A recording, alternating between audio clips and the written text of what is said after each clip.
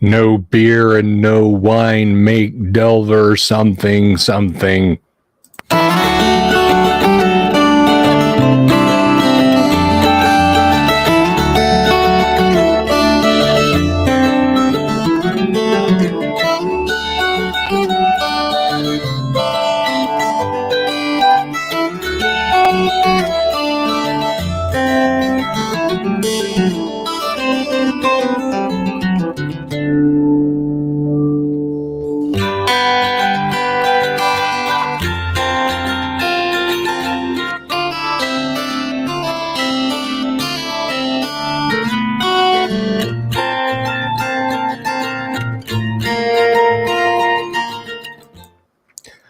Hey guys, how are y'all? What have you been up to today? Me? Oh, you know, stressed out incredibly and just I need this live stream. I need this live stream to decompress. And who am I to say that I need a live stream? I'm Bill Sylvie, aka the Dungeon Delver, and welcome to my program. We have a couple of new YouTube subs, so I'd like to welcome them. Guys, good Lord, the outpouring of awesomeness from you guys has been unbelievable. It has been unbelievable.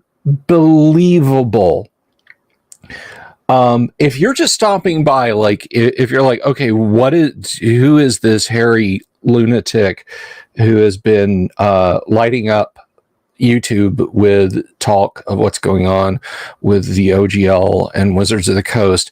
I am Bill Sylvie. I am the Dungeon Delver. And if you're just stopping by, if the algorithm sent you here, which it may have, apparently that they're doing that to me now, please click the subscribe button, click the bell icon for notifications, leave a like on this live stream video if you like it, and tell us what you enjoyed in the comments. And if you didn't, leave a dislike and tell us what you didn't enjoy. Either way, I'll do more of it or less of it or change it, because I care a lot about you guys. I really do. Whether you've joined now or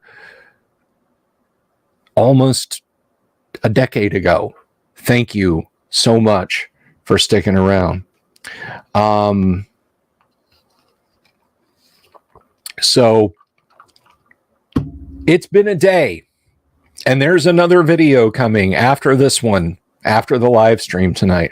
But in here, I can close the studio door for an hour, hour and a half, 2 hours, how much ever I want to talk.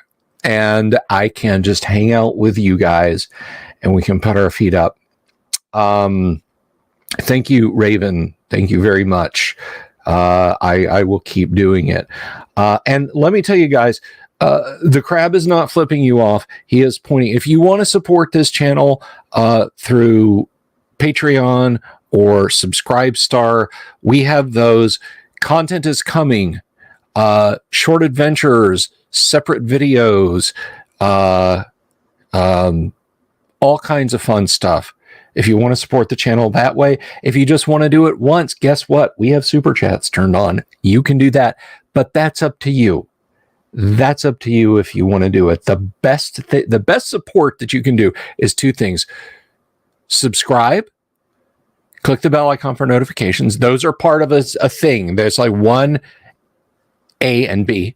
And the other thing is tell your friends, spread the good word. Say there's this crazy guy who gets on YouTube 5 nights a week and streams like 30 or does like 30 videos, uploads a day. And he's keeping, he's keeping things moving and grooving. So, yes, Connect, until the hungry dog breaks in. My Labrador Retriever Zeus will put his head against the door of the studio and bonk it open and force himself in here, which is awesome because we love Zeus. So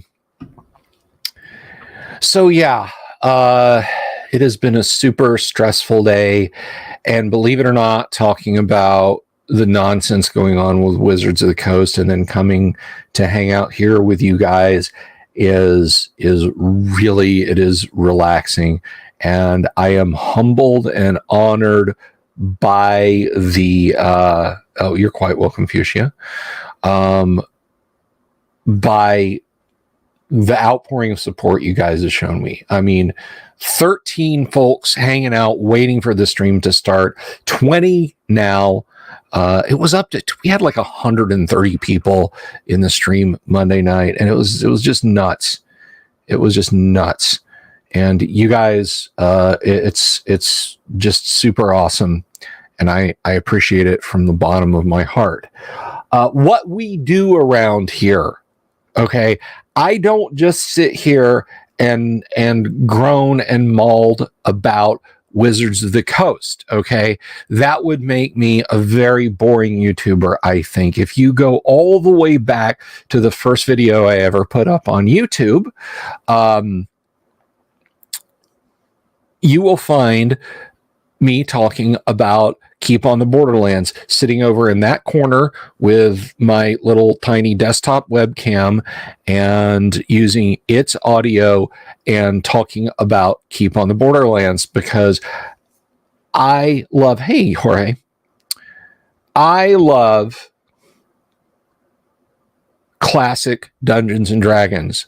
I really like classic role-playing games. That is my jam. That is my happy place. Okay. I don't like groaning and molding about Wizards of the Coast. I want to bring you guys the news. You guy, all one of you, all one of my subs. And to that, by the way, to the whole subs question, dear Miss Loner, greetings. To the whole question of me, disaster tourism, doing that sort of thing. I'll tell you guys a little story about why I started doing this. In February of 2020, something happened. We all know what happened, and it lasted into March. And I saw a lot of people in my community on Facebook who said, I guess the game is canceled. My game is canceled. I can't go game. And there were people, good people that I know in real life. Like I met them face to face. They're around my town, who were forced to, by circumstances, sequester themselves almost exclusively in their homes. And they talked about their D&D games stopping forever. And I said, wait a minute. I've got a 10-person D&D game I've been playing online for years. So I would come and I would sit in the afternoons and I would talk until my voice gave out, whatever, just talk smack, just talk about stuff that I liked and enjoyed. And I would stream it on the extremely unstable streaming platform that is Facebook Live over my little dinky webcam. And I would tell people, you don't need a fancy camera. You don't need a boom mic. You don't need studio lights. You can do your streaming with a mobile phone. You can game online with a mobile phone if that's all you have. Don't give up. Don't let your games die. Don't let yourself feel cut off from the world and shut in. And I had 2 and 3 people watching the live stream. Some days I would watch it and I would realize nobody watched. But the thing that I said then, because occasionally people would ask me, because I would say, look, here's all these possible solutions, and if none of them work, ask me and I will help you. And people would ask me.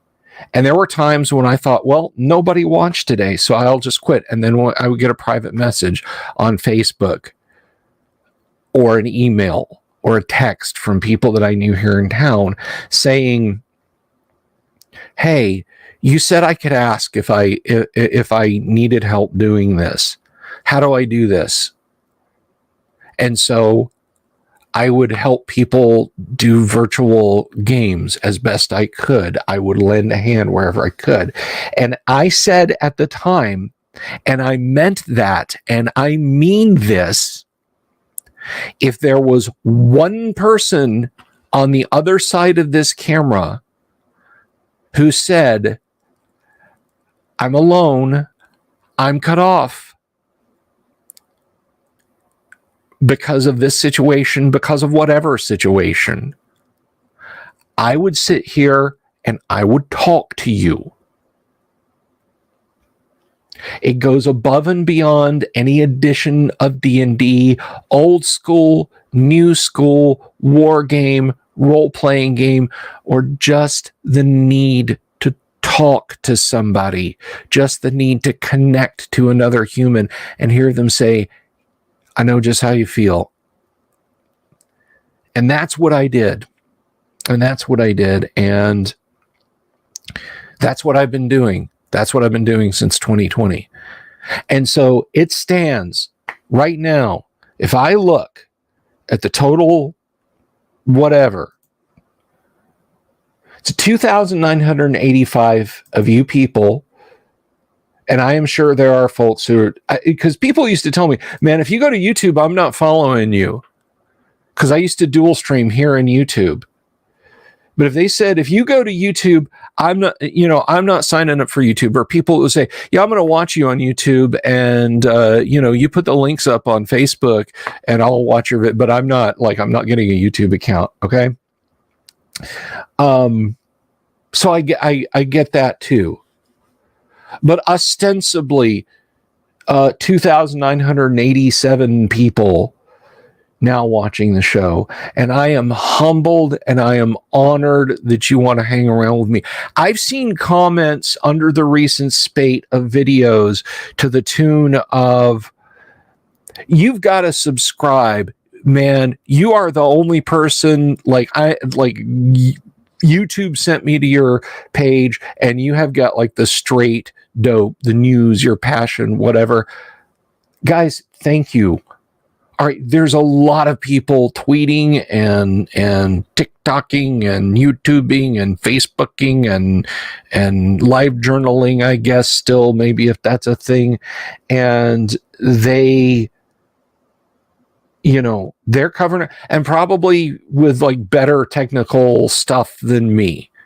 Okay, like better graphics, and they have fancy green screens and everything else. And I'm just me. All right. These aren't props. This is stuff that I game with on the regular. Okay. Certainly not all at once. That would be a chaotic mess.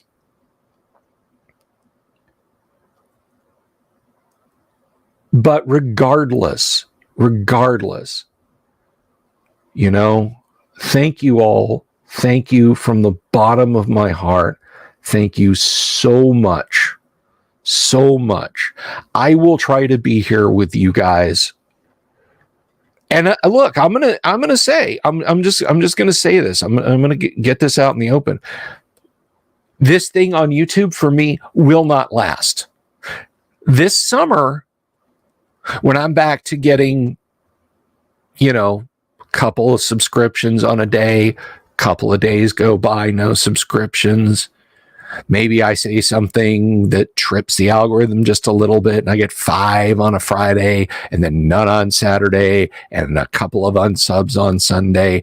That's just how it goes. I get it. Okay. I get it.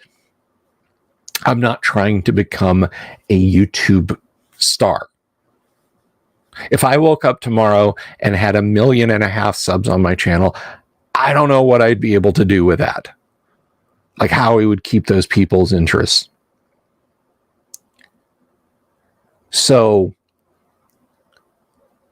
because what I do here is I espouse the virtues of classic role-playing games. That's what I want to do. If all of this news I was bringing you guys, if like the 8 or 9 videos that I've done, instead of being they're taking away the OGL, they're running hit pieces through PBS NewsHour. They're they're going back on stuff. Now they're trying to sneak attack. Motley Fool is knocking. If instead of all of that, it was, guys, they're opening up Greyhawk for OGL development. Guys, they're re-releasing classic modules. Guys, AD&D is back on the shelf. Guys, they've worked a deal with the owners of Grenadier Miniatures to start to start releasing Grenadier Miniatures. If those were all the videos, I would be way happier than I am. And the amount of stress that I have been wading through today would be lessened even more. Fuchsia, that is S3 Expedition to the Barrier Peaks. Hello, Ken Robeson.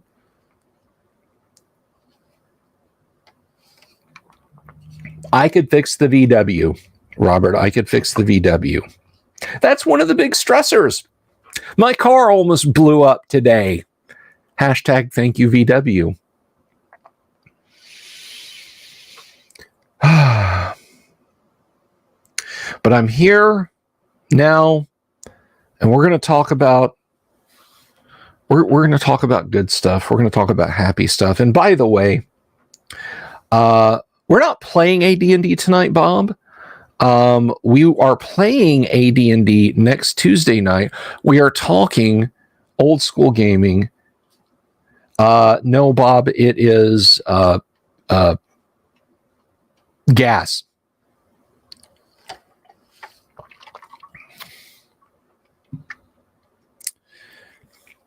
Yeah, Jimmy, I agree with you.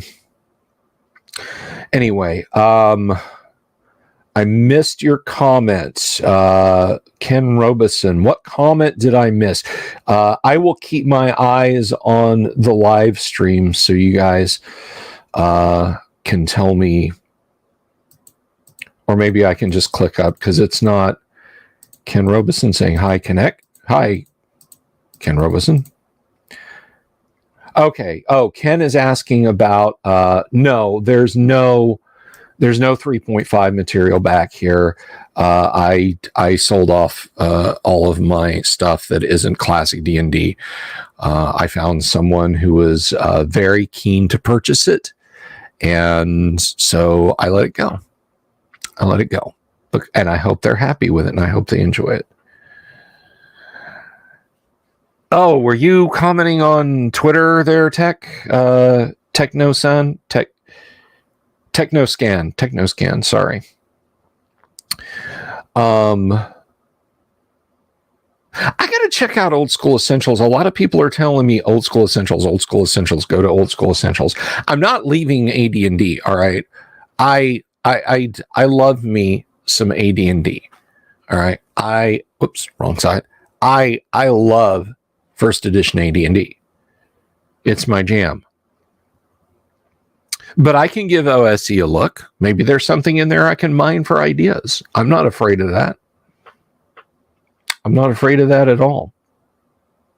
Speaking of mining for ideas,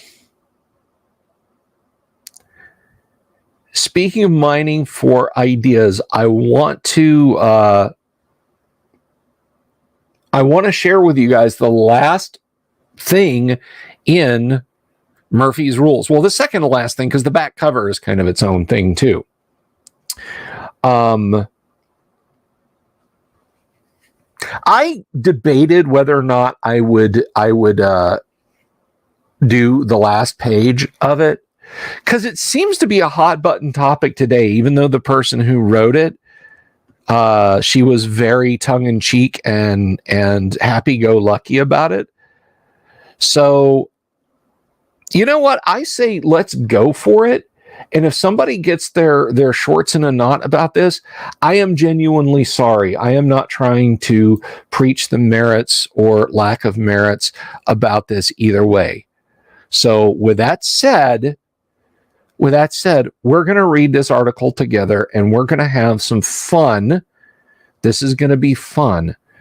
Kennick says there isn't an RPG I haven't enjoyed. Kennick, allow me to introduce you to a game called Fatal, from another time, from another land. I can fix that. I don't own a copy and I'm never going to play it. Don't worry, guys.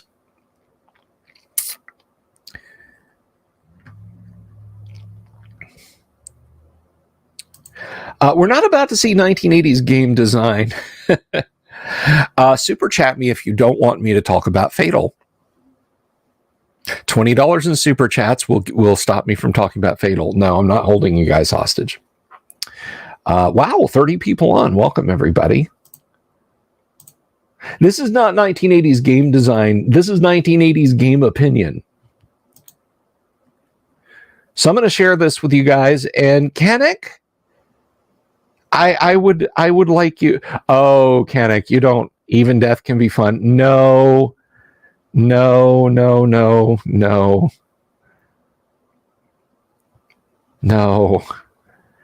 Anyway. So this was in The Space Gamer, and it is kind of a tongue-in-cheek but well-meaning piece written by the wife of a contributor to The Space Gamer. This is written by Martha Ladyman, and it is titled Wargaming Widows. We're going to read this. I'm not going to do any MST3K commentary on it. Wargaming Widows by Martha Ladyman, and she is looking over a copy of Cosmo while her husband does all that stuff. There have been times when I have envied women who married ordinary, mundane men.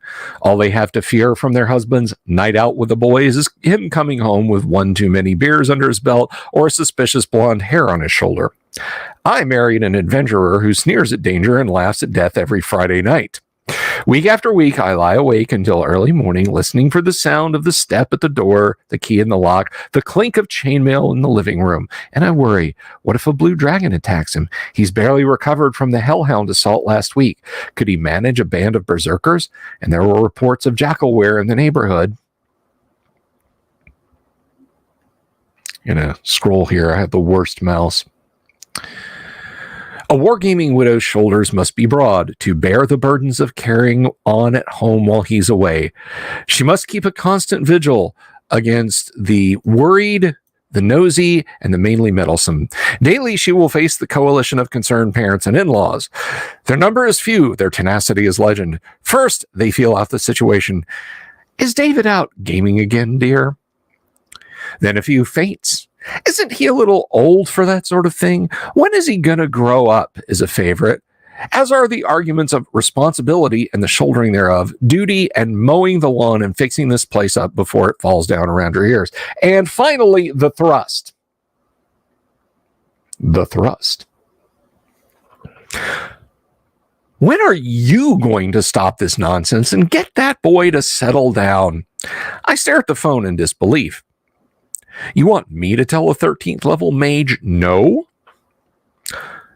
Other problems beset the wargaming widow: the dried blood on the carpet, the mysterious potions in the bathroom, old scrolls tossed carelessly about the living room in an untidy heap, his blasted djinn sword. Doesn't that thing ever shut up? Which, by the way, I've been meaning to put a djinn sword in AD&D, so be on the lookout for that. And how do you tell the preacher that your husband is out looting and maiming but should be home around supper time? Worrisome as these problems may be, though, none is as pressing as the one of keeping our marriage alive. You've probably heard of Coma. It's featured monthly in every women's magazine, and only by active participation in the principle of Coma can one avoid heartbreak, divorce, and the other woman. Oh, the various magazines quibble over a point here and there, but they all agree on one basic premise. Keeping your marriage alive is only possible if you share his interests. Now, that's an easy thing to say if all you have to do is bait a few hooks and admire, stamp, or even endure Howard Cosell on Monday night. We used to have this guy named Howard Cosell, and he announced football games which were played on Monday night.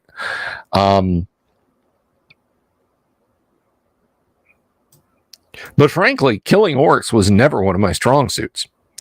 Somehow, it just doesn't seem like the sort of thing a nice girl should do.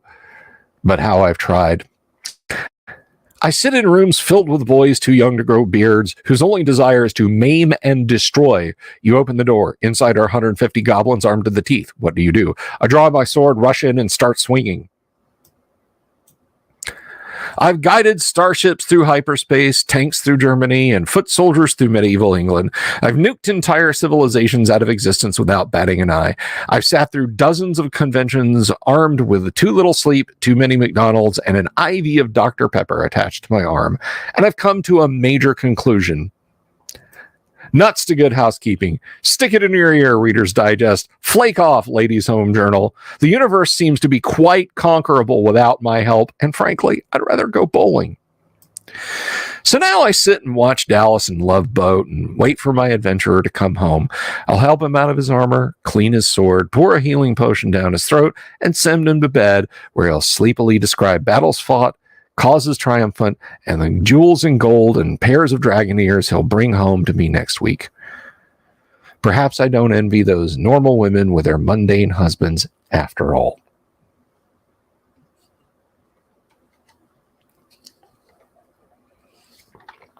So there you go.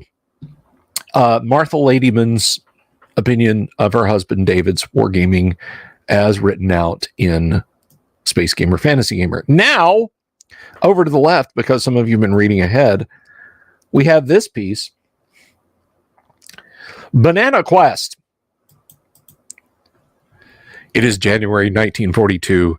The German Sixth Army is starving at Stalingrad. You, Hans Helmstucker, are starving too. You hear a call for brave volunteers. Bravely, you volunteer.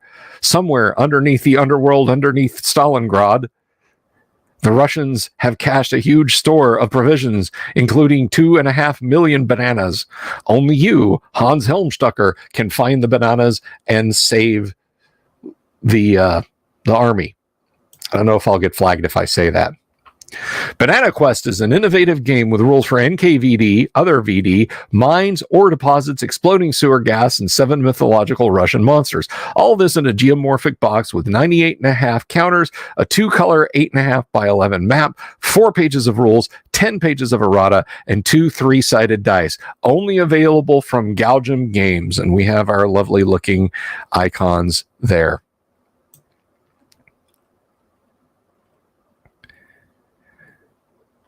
So that is Space Gamer and Fantasy Gamer. And finally, we have the back piece. We have what's round the back. In the heyday of Space Gamer, one feature struck fear in the hearts of game companies everywhere. However, despite popular demand, Steve Jackson Games presents the collected Murphy's Rules. Extra added filler includes the famous game designer school, Kung Fu CB Mamas on Wheels versus the Motorcycle Aztec Wrestling Nuns, and other alleged humor from the pages of Space Gamer and Fantasy Gamer. Like this, for example. And we haven't seen this elsewhere in the book. Fun with Cthulhu from Fantasy Gamer 3, December, January. We have those lovely items. If you guys want to take a screenshot and print your own out and use them, you can do that. Nowadays, it would be you'd get these 3D printed.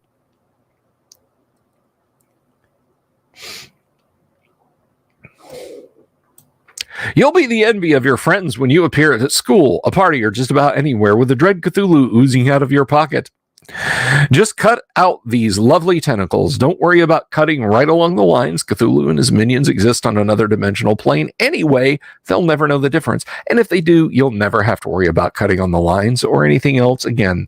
Then put them in your pockets or your school books and watch everyone get out of your way in a real hurry. For a real treat, affix a tentacle to your face or neck and watch the fun. And so they provide some little cutouts there that you could, stick on your stuff if you wanted to destroy your copy of Murphy's Rules. And there we have it. That is Murphy's Rules. That is a book. That is a deep dive that we did over the course of a few sessions. And I hope you guys enjoyed that deep dive. I hope you guys thoroughly enjoyed just doing that, because we do that from time to time. Now, we're going to be doing a deep dive, and I think maybe next week, depending on how this weekend unfolds. There's so much unhappiness happening right now. Those are just funny Pokemon, Jorge. Yeah, there you go. But possibly next week, it might be in the back half of the week, depending. We will see. We'll talk about, or we'll start a deep dive into the Lost City. Luther Pendragon, a resident of these parts, has asked that we deep dive the Lost City. So we're going to do that. We're going to jump into that dungeon module, and we're going to do a read through. We're going to look at some of the art. If I can dig up some stuff on the history of the module, I'll share that with you guys, and all sorts of other cool stuff we'll have to talk about next week. And I'm not getting ready to leave. I'm not getting ready to jump up and run out of here. But yeah, no, we've got lots of cool stuff. Roman Orc asked, do I have any experience with... I might as well put this up on the screen so you guys can read that too. Do you have any experience with DCC RPG? Still new here. Would be cool to look at it unless you already have a vid on it. I don't have a video on it. I think I have the quick start from Free RPG Day a couple of years ago. If I can find it, we could take a look at it. Mobius will find out what's going on with the owl bears in a little while. I have to sing part of the... He'd never forgive me. Luther would never forgive me if I started singing parts of that module. I'll sing to annoy him on just about any other topic, but that, I think, would break our friendship. Nobody wants that. Nobody wants that.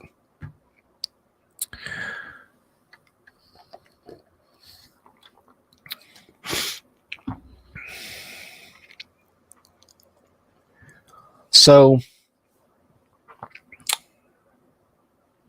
Dermis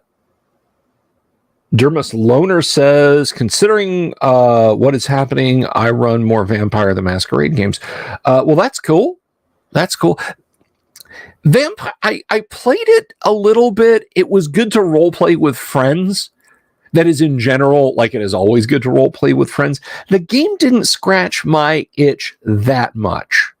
The game did not scratch my itch all that much, which is not to say that I think it's without its merits. I'm not a huge fan of World of Darkness, but there is something to be said for the simplicity of the rules.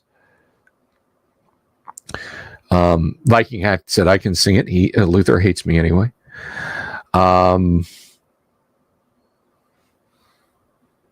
Owl bears are not what... Let's get one thing perfectly clear right here, okay?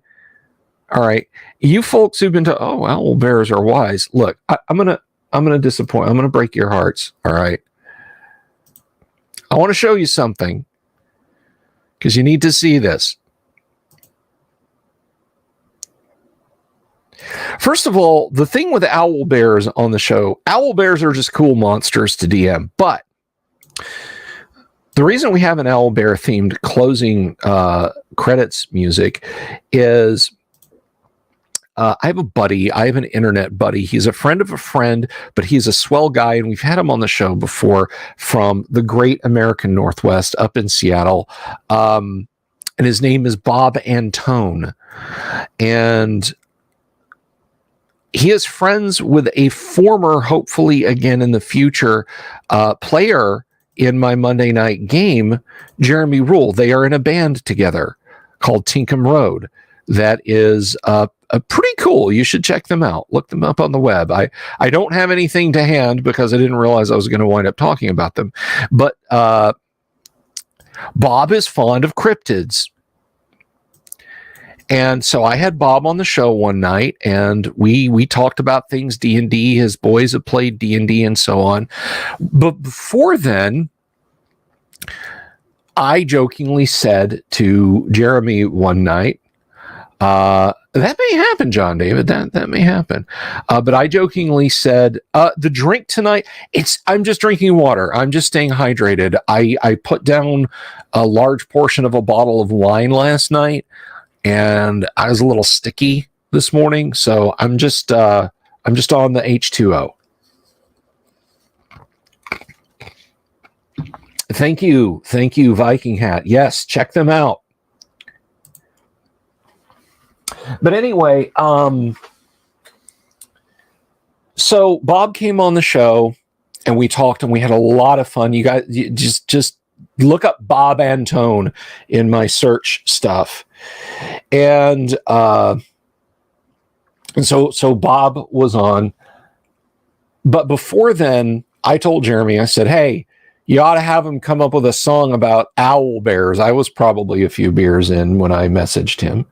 And it was a fruity red wine, a local red wine, Vintner's Red from San Sebastian Winery. That's not an endorsement. They do not sponsor the show. It's just good wine. So Bob wrote a little ditty called Owl Bear, and I heard a live recording of it that was very jangly and hard to hear. But God bless him, just him and his guitar.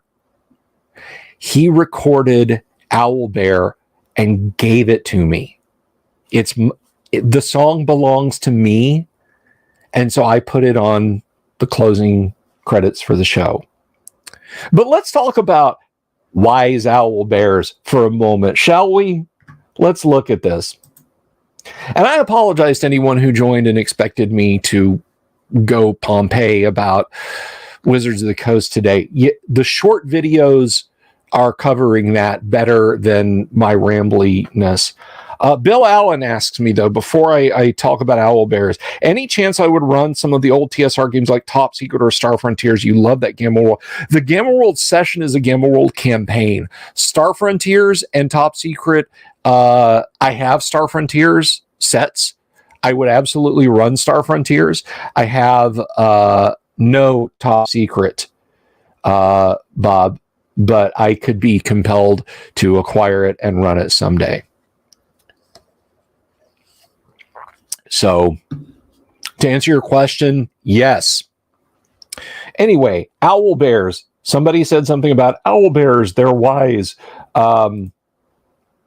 Let's look at the owl bear, the North American owl bear, and share the owl bear, and put it right there. Mon frere. Owl bear, rare. See, he's right there. Good evening, Patty. Good to see you. Owl bear, rare, number appearing 2 to 5, armor class 5, move 12 inches. And for those of you who are unfamiliar with old school, 12 inches does not mean they shuffle forward 1 foot. An owl bear is capable of moving 120 feet in a round, that's 1 minute underground, or 120 yards in a minute above ground. They're a bit sprightly. 30. They have 5+2 hit dice. That means 5 8-sided dice with 2 added to whatever that total is. See, we are doing some AD&D tonight, guys. You encounter them in their lair 30% of the time. Let me jump back to armor class again, because a lot of folks are turning in their 5e books. Not Car Wars, not tonight. Mobius, we will do Car Wars one night. I promise. We will do Car Wars one night. I will do a Car Wars demo game for you guys one night. I've done a demo game of Space Hulk, which I would actually like to do again now that I have better lighting and camera setup. I will do Space Hulk for you guys. Owl bears have the zoomies. So armor in Classic D&D goes down. Armor Classic D&D goes down, and it goes down for a very specific reason, but I'm not going to tell you yet.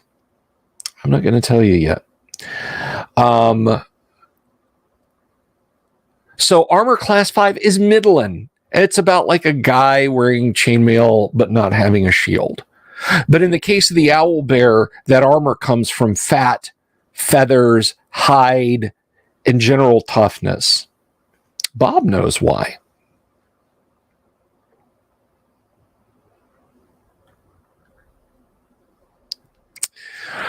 You will encounter them in their lair 30% of the time you do encounter them. So if you bump into an owl bear, odds are 7 out of 10 times he's nowhere near home. 3 out of 10 times he is near home, or she, or it. Number of attacks, 3. Damage per attack, 1 to 6. That's a 6-sided die. 1 to 6, another 6-sided die. Or 2 to 12. That's 2 6-sided dice. Special attack, hug. Special defense is nil. Magic resistance is standard. Intelligence low, alignment neutral, size large, 8 feet tall. And that matters in terms of weapon damage, by the way. Now, those of you saying they were wise, listen up.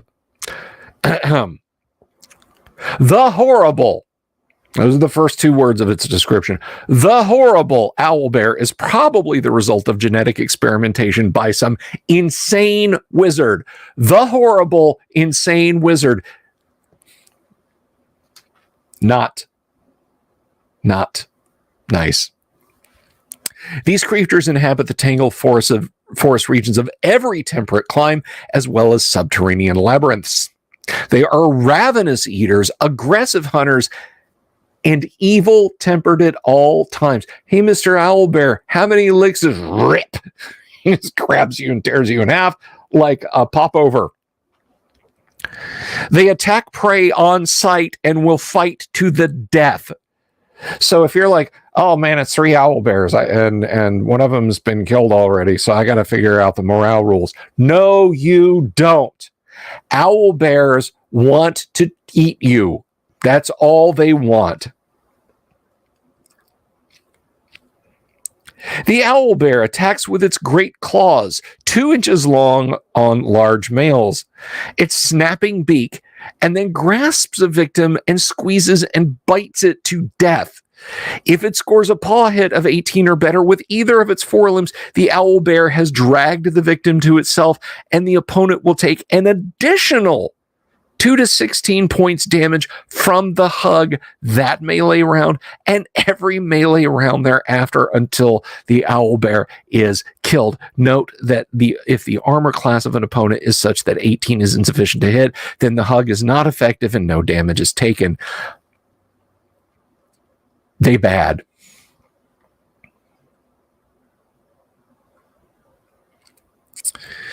If encountered in their lair, you will find the owlbear. If encountered in their lair, there is a 25% chance that there will be 1 to 6 eggs, 20%, or young, 80%. In addition to the adults, young owlbears will be 40 to 70% grown, and they will fight accordingly. Eggs are worth 2,000 gold pieces. Young under 50% grown are worth 5,000 on the open market. Who's buying owlbears? And what the hell is wrong with you? Why would you do that? How would you do that? Description: owlbears have brownish black to yellow brown fur and feathers. The 1,300 to 1,500 pound males will be the darker colored. The beaks of these creatures are yellow to ivory. The eyes are red rimmed and exceedingly terrible to behold. Boys and girls, they're not wise creatures of the forest. Owlbears want to plunge their thumb claws into the top of your head and rip you open and eat you like a jumbo shrimp.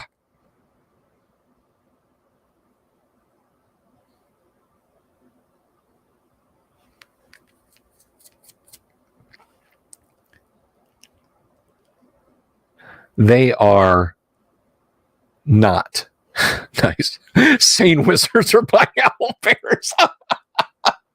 The result of experimentation by some insane wizard. Hello, I'm Mordraud the Sane. I would like to make this announcement that I repeat, I do not. Hey, should I be doing this with a wizard hat? Should I be making this PSA wearing my wizard hat? Would you guys like me to wear the wizard hat for the rest of the stream? Super chat for a wizard hat.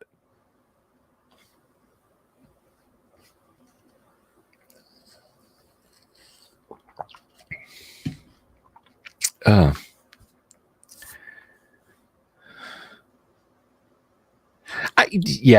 think hat, wear it. Yes, sure. Roman Orc says perhaps. I don't know if that's in response to Patty's Parlor or to me wearing the wizard hat. But the question is, do you want the Gandalf or do you want the purple sorcerer up there? No, I'm going to wear the Gandalf hat. I'm putting on the Gandalf hat. Let me get it. It's right over here.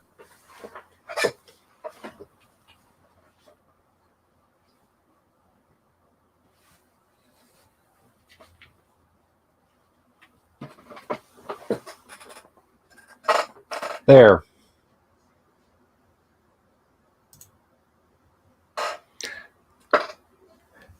There's my wizard hat. What do you think of that? I'm rocking the wizard's hat. So that's what you get. For all of you people who are like, yeah, this guy, he's like on point. He's like the news reporter guy. He's keeping us posted on all this stuff. Yeah, surprise. I'm a lunatic with a wizard's hat. I've got two, actually. Actually, I've got three because I have a Mickey Mouse ears wizard hat that my niece got me, but it's around here somewhere. A wizard is never late. That's correct. There's no invisible horse here, Tonka. Last I heard, it was seen heading across I-10 on its way to Arkansas.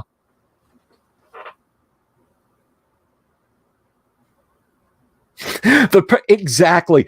Okay, so Mordock the Sane. Mordock the Sane. I am Mordock the Sane. I do not genetically experiment with owls and grizzly bears. I purchase them. I purchased them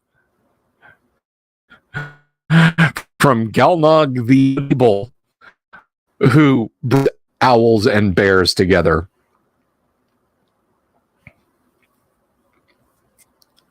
I have many backup wizards. Well, I have the 3 backup wizard hats. Well, I have 3 wizard hats, and one of them is always a backup. I just want to take these things like through airport security one day. Excuse me, sir, what is this wire loop in your luggage? It's my wizard hat. And what about these battery ones? That's my light up wizard hat. Hey, thank you.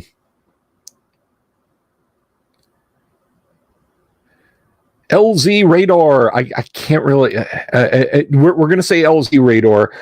Great channel. You're easy to listen to and a very genuine guy. Old guys like me have a hard time fitting in with our beloved hobby these days. I used to be the outcast decades ago, and now I seem to be again in my own hobby.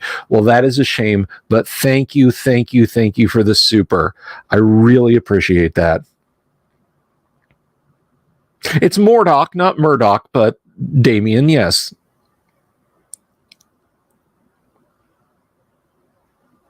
I can get away with wearing anything these days. Lizrador. I don't know how to say it. Parse it out for me in phonetics. See, you won't. As much as I love many of the other YouTube channels. Ryan David, greetings. That's you're darn right. Us outcasts do have to stick together.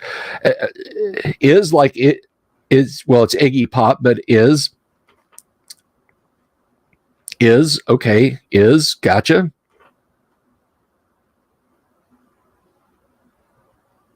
Isrador. Okay.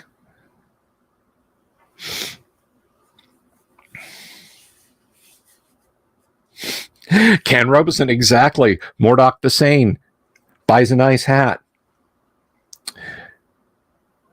I see you've got Isrador. You've got the Agent Smith. I remember the memes when the Lord of the Rings dropped. Of people would put basically just Photoshop Hugo Weaving's Agent Smith face on the Elrond face, and hobbits are a virus, Mr. Baggins. I'd like to share with you something I've discovered since coming to Middle Earth. It's the smell.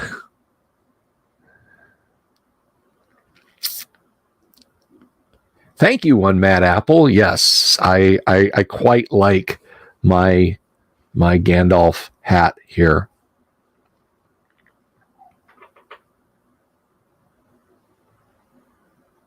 Dr. Seuss book with owl bears.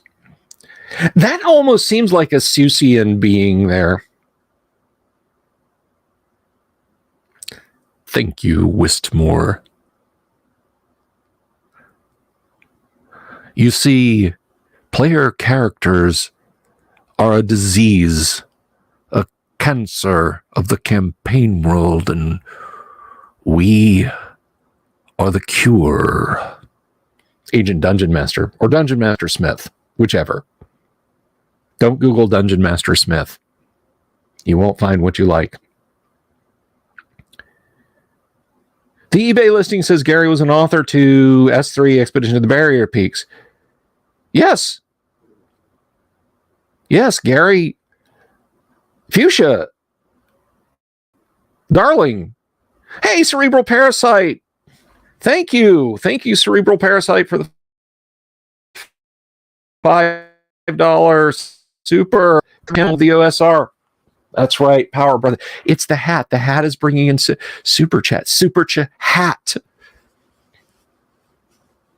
In 2 weeks, we must all guide these people who have fled from 5e to 1e and do a hex crawl generation episode. It is happening. That is going to happen. Kyle and I get on our hex crawl thing, and we have a lot of fun generating hexes. We got to deliberately include a castle in there, though. We got to do castle crawl. Okay, we got to do a castle crawl, Kyle. We got to make sure that is in there.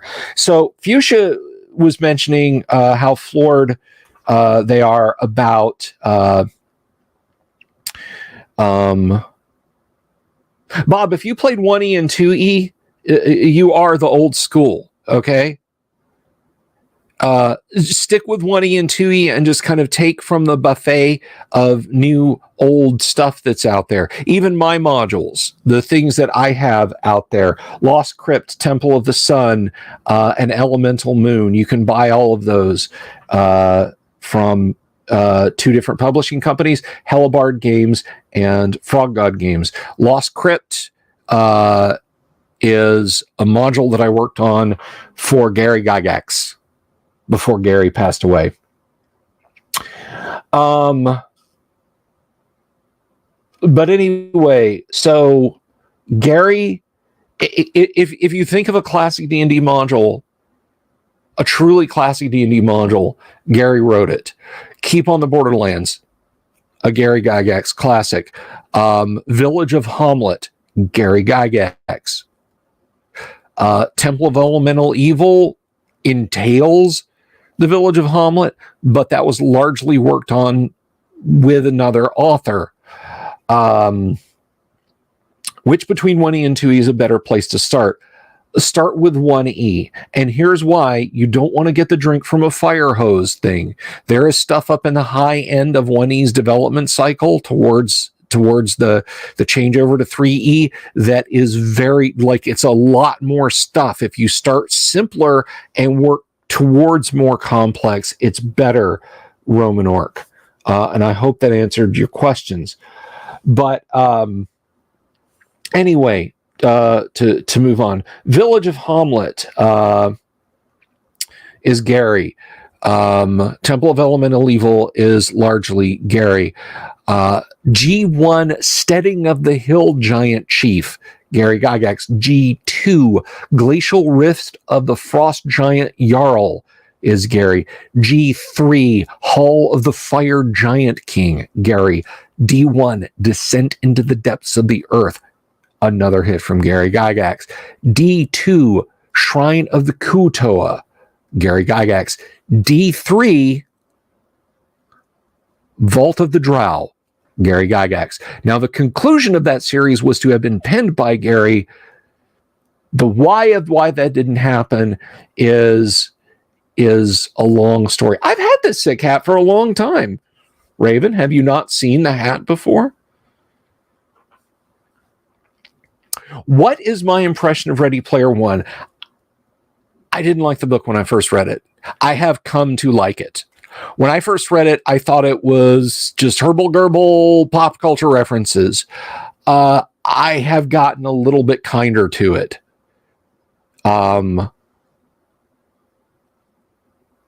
It's not my favorite thing in the world. I really, really wish they could have gone full Who Framed Roger Rabbit and gotten all the properties that he talks about in the books into the movie, and more than just a picture of the green devil face from S1 Tomb of Horrors, written by Gary Gygax, on the back of the mail delivery van. Tomb of Horrors, Expedition to the Barrier Peaks, and one of my favorite modules of all time ever, S4, The Lost Caverns of Sojkonth. And its sidequel, if we can use a neologism, its sidequel is The Forgotten Temple of Tharizdun.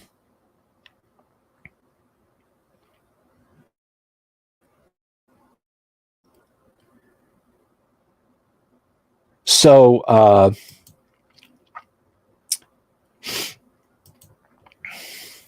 yeah, one man, it was trying too hard. Dungeon Minister. Hey, listen to me, everybody. Right now, if you're watching this, if you've subscribed to my channel in the last 3 days, when I have gained like 1,700 subs or whatever it is, if you're one of those people, please go subscribe to Dungeon Minister's channel. Please go do that. Please subscribe to Dungeon Minister's channel. He makes fantastic BX content. Okay? And he does just short little videos. He games with his sons. And I think your wife sometimes, Padre, don't you? But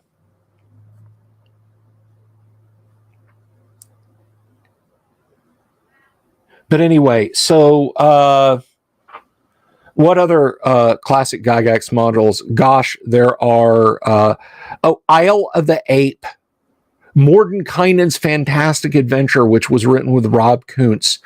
Wow,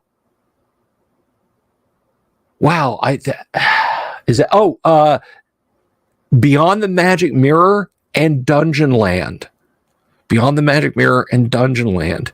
Now, Gary wrote other fantasy medieval adventures after TSR, but that is the body of his module work while he was at TSR. Thank you, Sotmead. I appreciate that. Thank you, Roman Orc.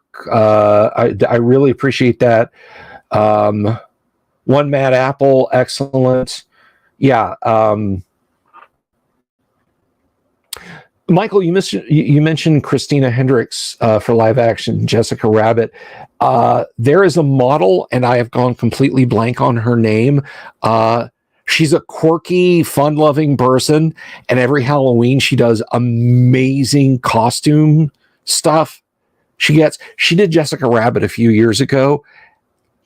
It was the cartoon come to life. I don't just mean she got a redheaded wig and a sequined red dress.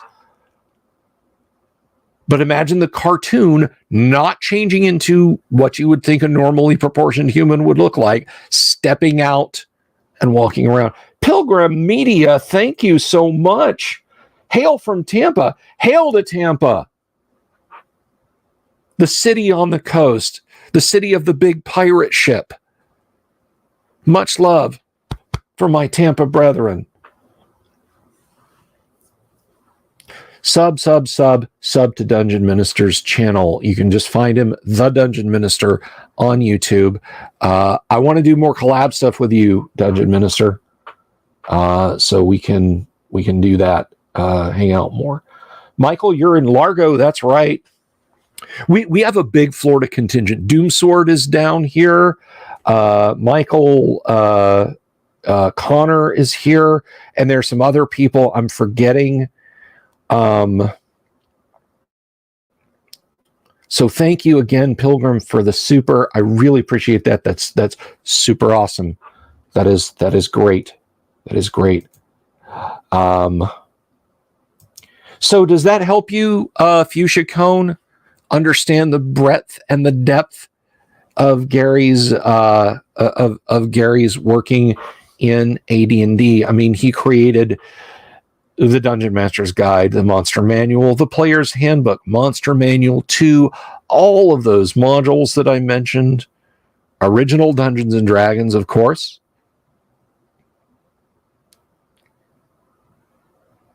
TechnoScan, you might be right now, but I'm trying to get a very cool Texan who is a war games designer on this show to talk to us about some of the topics that have been hot button recently. One Mad Apple, we have a good contingent of Canadians. Ken Robeson is from Tennessee. That's awesome. Yeah, see, Mobius is from Canada. Dungeon Minister lives in Canada. There is a young man, I believe his name is it Tyler or Tanner? I forget. Friend of my oldest daughter's. Shout out to you. He listens to the show. As he works in a library. He puts me on. He gets his earbuds in and stocks books and listens to the show. So, shh, Michael. Shh. I don't know if he'll be here yet. I'm trying. Bill Allen from Chicago, the Windy City, the city with the big shoulders, and you are like 45 minutes from Lake Geneva. I thee to Lake Geneva for Gary Con if you can make it. Do I have no, we don't have a Discord, Tonka. It's too much of a hassle, dude. And if I did, I would never talk about it. Yes, we have a Discord. It's linked in the description below.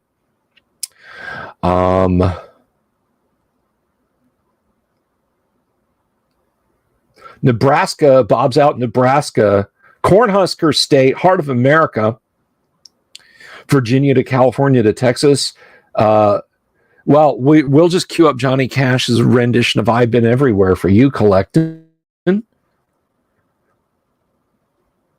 Well, Jack, you got to stay on top of these things. You got to, Jack Photon, who's an awesome guy. I'm not going to do the joke, but I gotta have Jack on one of these days and us talk about classic Star Trek. That has been a thing I've been meaning to do.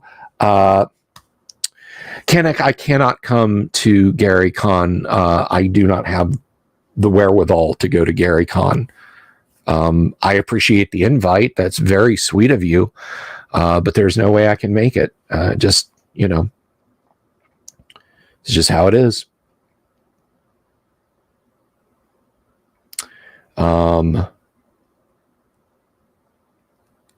Dungeon Minister, you always run out. Their bedtime story should be listening to my live stream. Just say, okay, boys, we're going to listen to Bill rant about the OGL for 30 minutes. Would I do when you say would I read Monster Manual 2, do you want a deep dive on it? Dav DNA? We did all the video content and live streaming for. Oh, very cool. That's very cool, Bill. Next year, I don't know, Kennick. I don't know.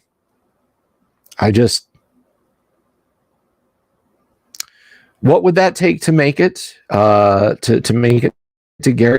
A lot of green. If I'm being honest, I mean, I'm not begging you guys to do the supers. That helps so much. It literally helps keep the lights on around here sometimes, kids.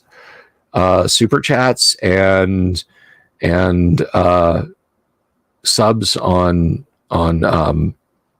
Patreon and Subscribestar have put gas in my car and groceries in my fridge and kept the bills off my back. So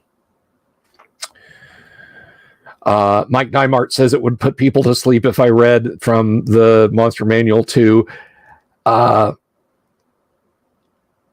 David, we have to rant about it. Silence will be the death of any resistance. I love that. Keep that fire. Didn't those monsters come from the modules? Many of those monsters came from the modules. And some of them are modified. Like, for example, the Demi-Lich, a Scissorak, I'm doing it again. A Sararak in Tomb of Horrors, the Demi-Lich, is modified from his original powers in Tomb of Horrors to the Monster Manual 2.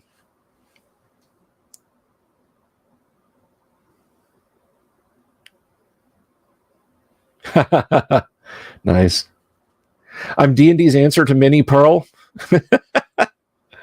Hey, Luther, guess what? Next week, I'm going to try and start up the deep dive on Lost City, brother. Because you asked.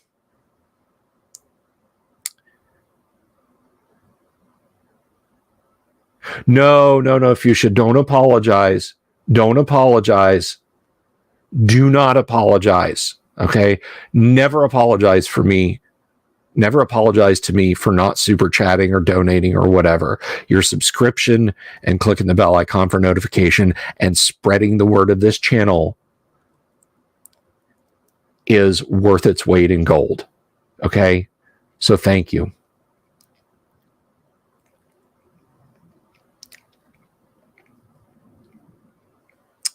The Bills are terrible. Yeah, I wish. Hey, no, you guys are too kind. But don't ever let me see you do that in chat again. All right? You want to thank me with one? That's fine. Don't apologize for not doing one.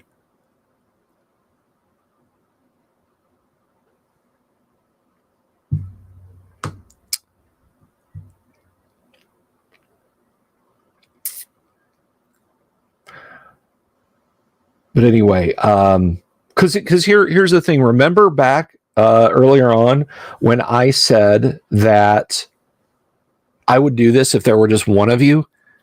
Is because I care about you guys. Okay, you're not, and that brings me to another subject. But you're not just numbers.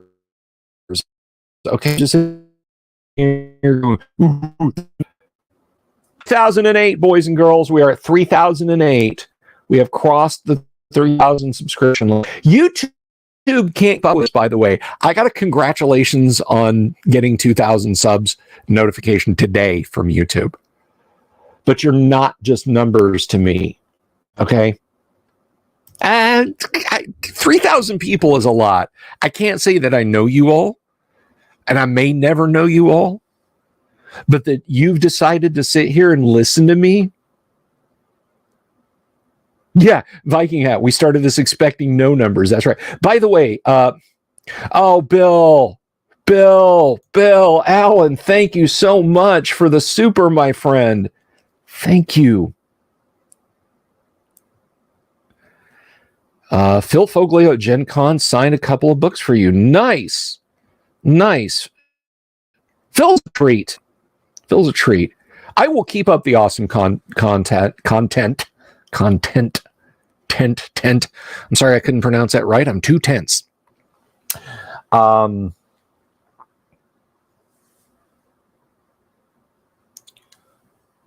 But thank you, Christopher Sims. Raven, thank you. Anyway, for those of you new here who don't know, oh, Fuchsia, no, God. You just said you're...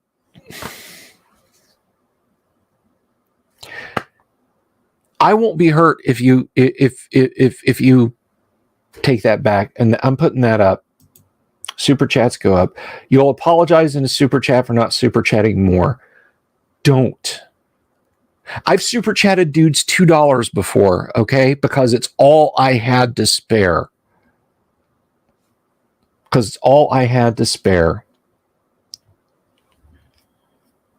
That is very decent of you. Tonka wants to know, and he knows the answer, but Tonka is awesome. No, I keep getting drawn off the subject. Kyle is my co-host. Kyle went from occasional guest well, no, he was developing a game at the time. He went from occasional guest to co-host. Okay.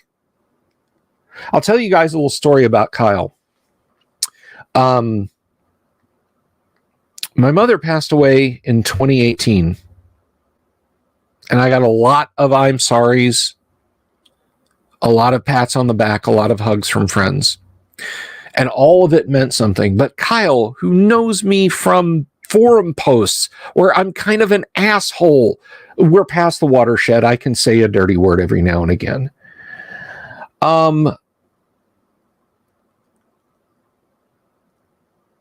He messaged me and said,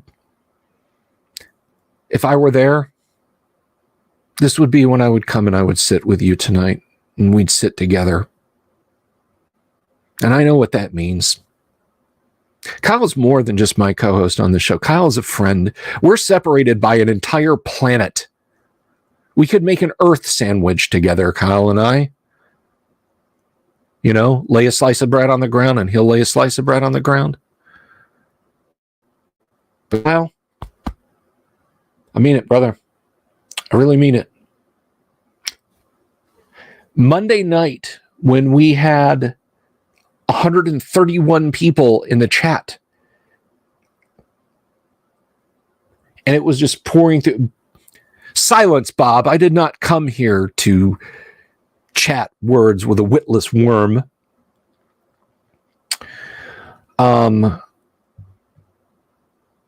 But we had 131 people. Kyle messages me over Google Chat and says, don't try and type responses to people. I've got this. Kyle just jumped in and went full producer. Just, bam, just picked it up. And I'll tell you guys something else. He doesn't like to talk about it. Kyle's an operator. If you know what that means, you know what that means. Elemental Moon. Battle Pelennor Fields? No, I'm not. This ain't Elminster's hat. I'll tell you, I was with my girls at Comic-Con one year, and I was just wearing this hat. I just had my hat on. And people were like, nice hat. Oh, can I take a picture next to you? You know, and stuff like that. And a guy was in a Gandalf the White outfit that was, I was like, is that Ian McKellen? Oh, wow, that's really good. And he walks past me and he said, nice hat. And I said, I just looked at him and I said, yeah, I found this on the floor of Moria when you decided to go solo the Balrog to get all the XP. I'm keeping the hat. And it busted him up. It busted him up. No, Kyle is not Kennick. Kyle is not Kennick. Kennick is Sapphire on the Discord. So if you want to chit chat with Sapphire on the Discord, Kyle is the Viking Hat GM. Which, Kyle, are you out there? Do you have a Viking hat? Digital Z, I survived the Balrog, and all I got was this crummy hat. Fly, you fools!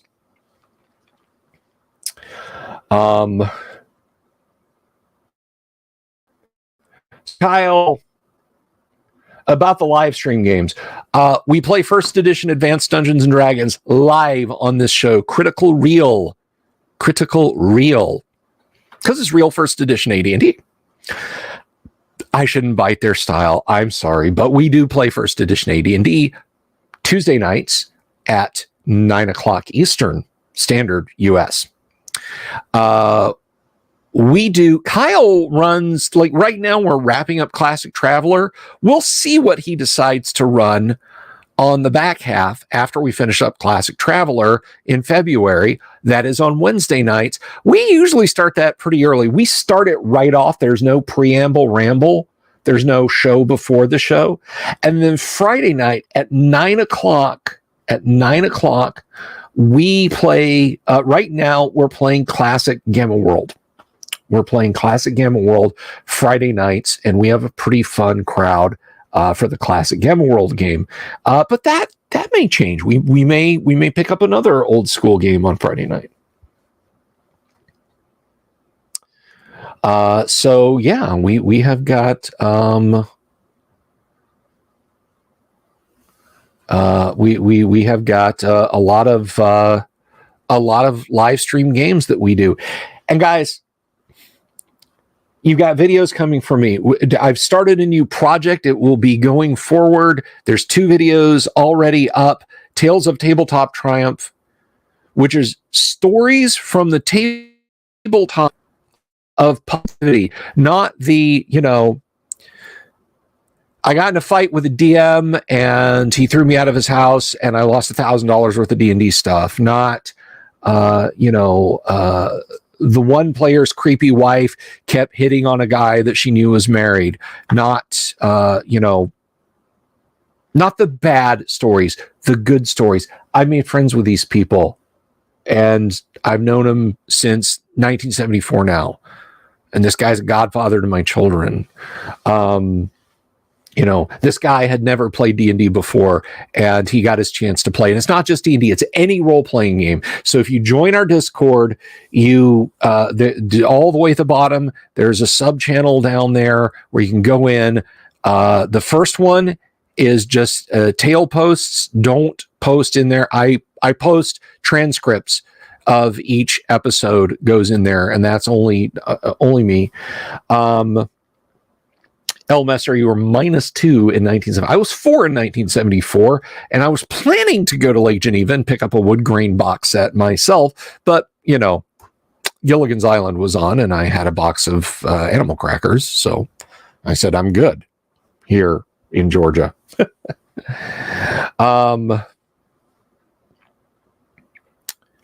But anyway,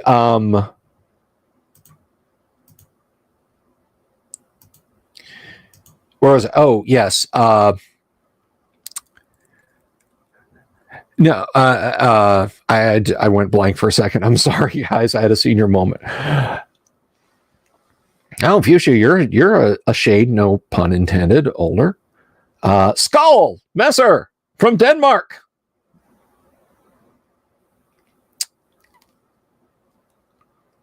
$4 in 74.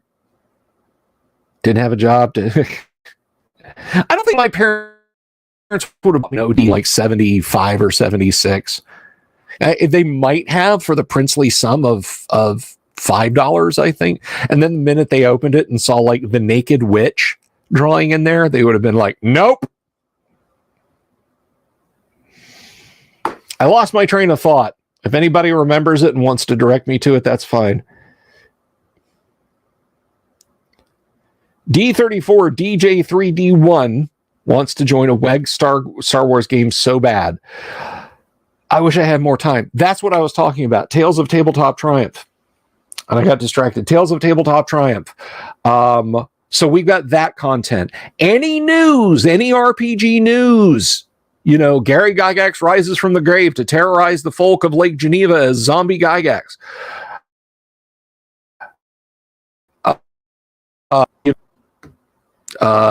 Cobalt Press buys Wizards of the Coast. Hasbro admits terrible mistake, moves to Lake Geneva, releases AD&D again. Whatever the news is, you'll get that from me. You'll get the 3 live stream games a night and 5 live streams a night, which includes guests. That's right. Sometimes we have guests on this live stream. I don't do weekends unless it is a big, huge breaking news thing, and I am just absolutely feeling like I got to get it out to you guys.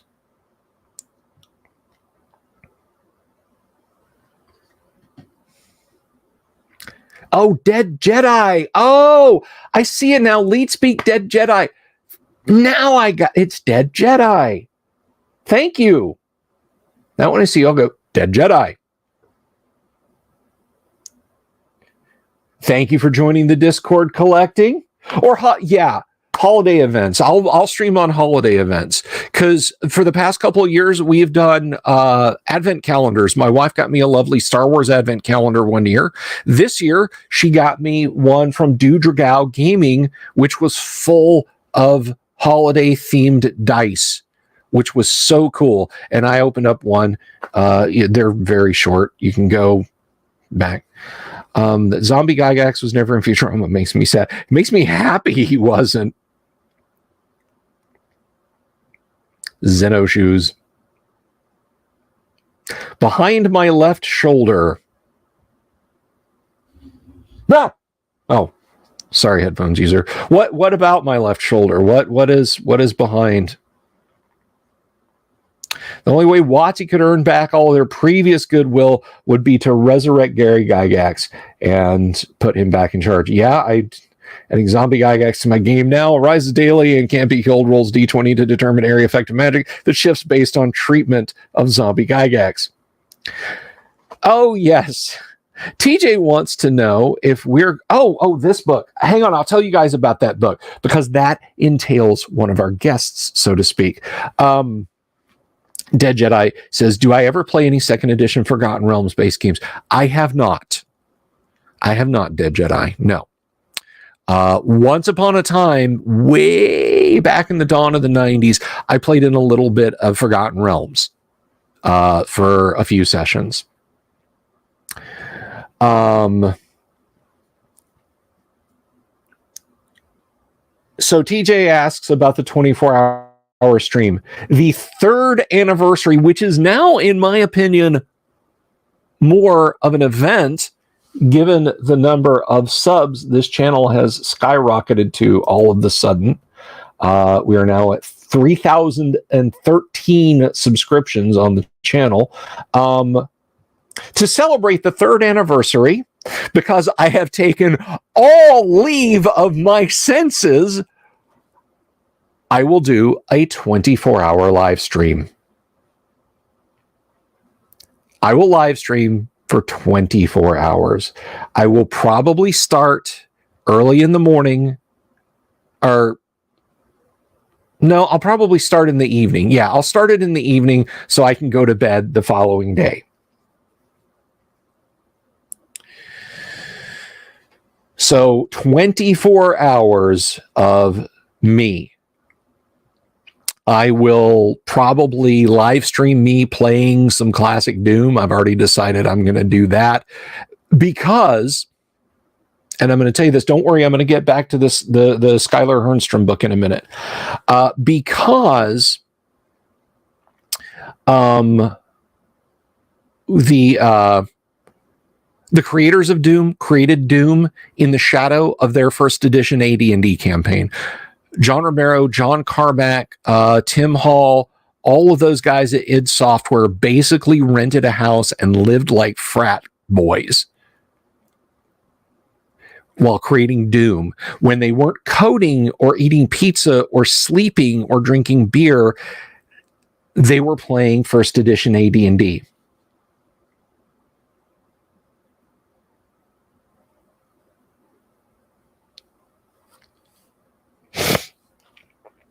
Christopher Sims doing the steamed hams. I'm pooped. If you guys know that meme. I thought that said Luke Gygax with a D20 phylactery. I have a pretty swell D20. Well, I mean, I have lots and lots and lots, but I got one when Dudragow, when my wife said, hey, my husband streams constantly, they sent her like a huge pile of cool dice, and 20 cent is absolutely amazing. You guys can't see it on the camera over there, but it is acrylic, clear acrylic. It is full of water and ultra fine, like powdery fine rainbow glitter, and it is a bluish purple clear acrylic with metal flake paint in the numbers. And it is a work of art. It is not just a die. It is a work of art. And they also sent me normal sized dice with a full range set.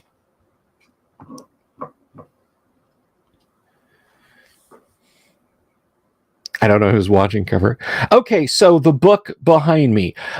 There is an author by the name of Skylar Hernstrom who has been on the show. Sky is an old school gamer, but he is primarily a sword and sorcery author. I need to have him back on the show again. Right on, El Messer. That is awesome. It is about the size of a 30 cider. I have a 30 cider. This may be just a skosh larger. I have somewhere around here. Yeah. This is probably the largest D20 I have. And this one is made of like gold colored bronze or brass or something. It is very, I don't like using this die because I use a lot of Dwarven Forge out on my table, and this will absolutely destroy Resin Dwarven Forge. This would shatter Resin Dwarven Forge if it hit it hard enough. So that's just, and it's just kind of a schmuck anyway.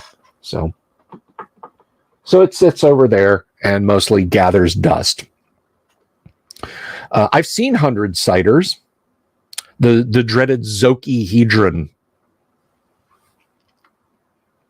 You all died to mind flayers.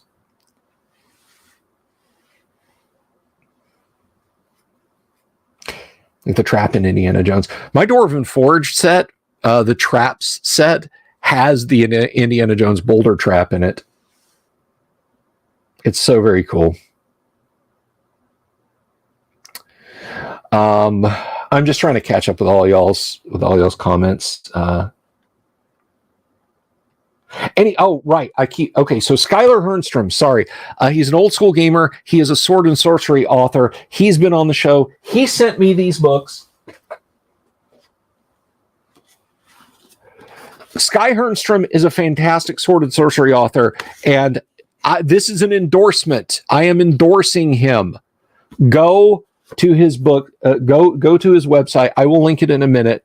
Thune's Vision is a short story anthology. Eye of Sonu is a short story anthology. These books got me through a very rough and hectic weekend. These are amazing books.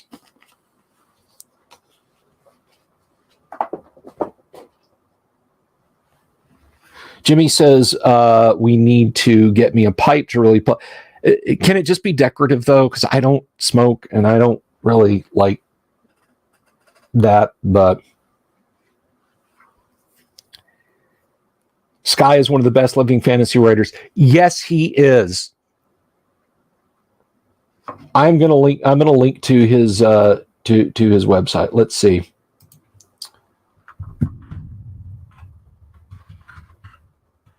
Come on, pipe bill.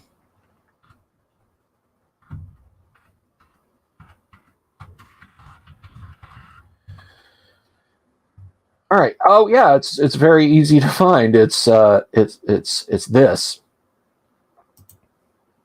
He is a gentleman. He is a scholar. He is a classic Dungeons and Dragons man. Exactly. It would be unlighted. I sent, and I would point. I would say, now see here. Now see here.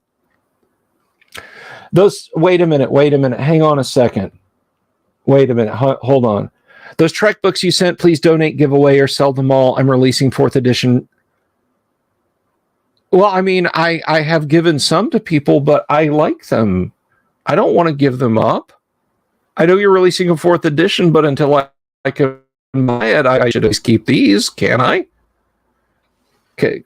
Please, Mr. Photon, may I keep more? Unicycle Peon, hello. Thank you for loving the hat. Anyway, Skylar Hernstrom, go and buy his books and be amazed by amazing sword and sorcery. Some of it's funny. A lot of it is very grim. It is very like Jack Vance Dying Earth. It is Conan the Barbarian like, but it's its own thing. He doesn't ape other people's styles. It's his own thing. I don't know if there's more bombs from the world of OGL while you've been away. I may have another video to drop tonight. I don't know if that's going to happen.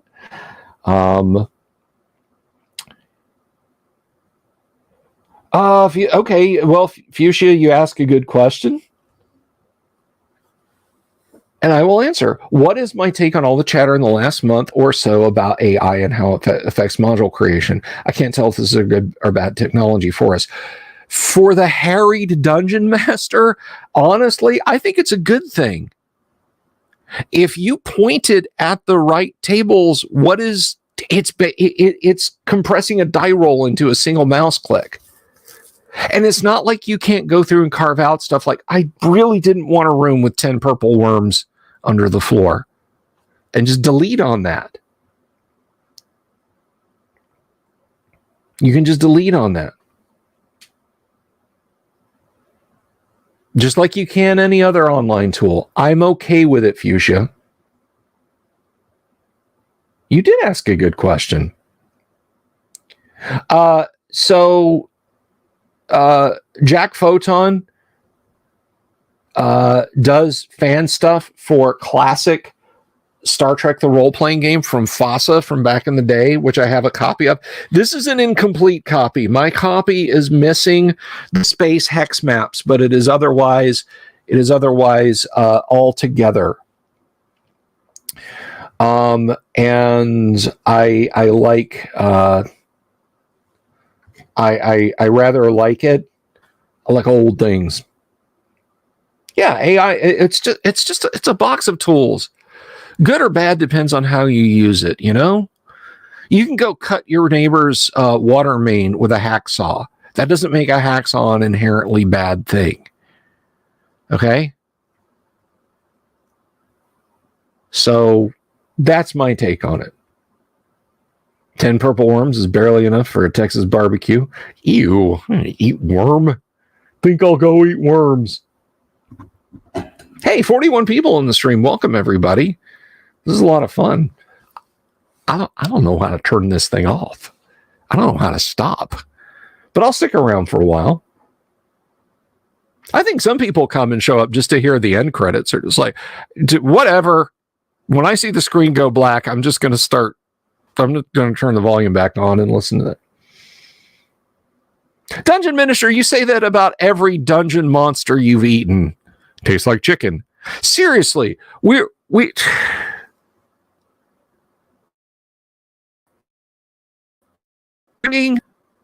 through the moat house. We gank a rust monster. We retreat, cast some healing spells. We fry the dang thing. Tastes like chicken. I'm like, it tastes like rust and grease and fat. He says that I have more likes than current viewers. Well, that's cool. That's a milestone. That's a minestrone. Many things taste like chicken. People often ask me, I live here in Florida, and people have often asked me, hey, have you eaten alligator? Yes, I have. Not while it's still alive, not as a contest, but I have eaten fried gator tail. Here comes my wife's cat across the table, if you guys see her. She's looking at me in my hat, and she can't figure out what's going on. But she is utterly perplexed.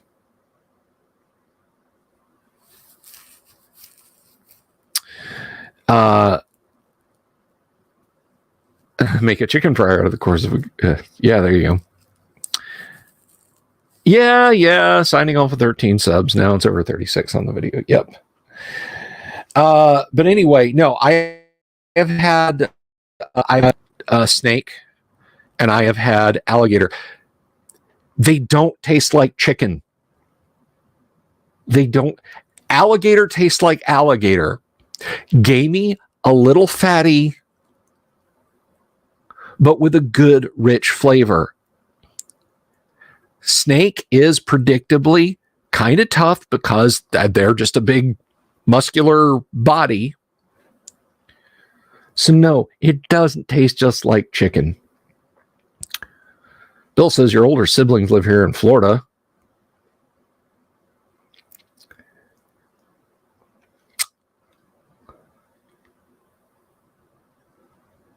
You choose not. No, Kanek, you have to eat animals that are going to eat you. It's the only way to establish dominance. You seize one, you eat it in front of all the others as they watch. come down here, go to one of the restaurants on the Wekiva River, sit outside, order like gator tail fritters or something, and eat them slowly while looking at the water, and they'll never bother you. Any good gaming conventions in Florida? Yes, there is. Right now, I can name off the top of my head. Here in Florida, we have QuestCon. QuestCon is amazing for many reasons, not the least of which, one guy put the whole thing together. One guy, QuestCon Orlando. So I can speak for that one.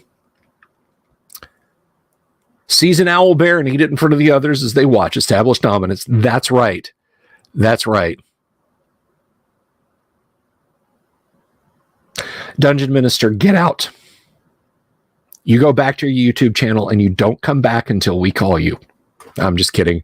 That was so wonderful and ridiculous. I'm surprised I didn't say it. Let's see.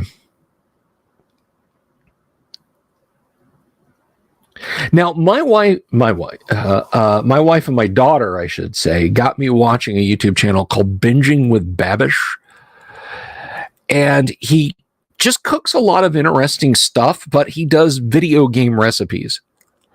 And there is a trail stew that they make in Red Dead Redemption, and he made it on a show. Like, he went out into the woods and made it. And it has bear meat in it. Apparently, bear meat you absolutely have to cook the heck out of, or it's welcome to Trichinosis Town.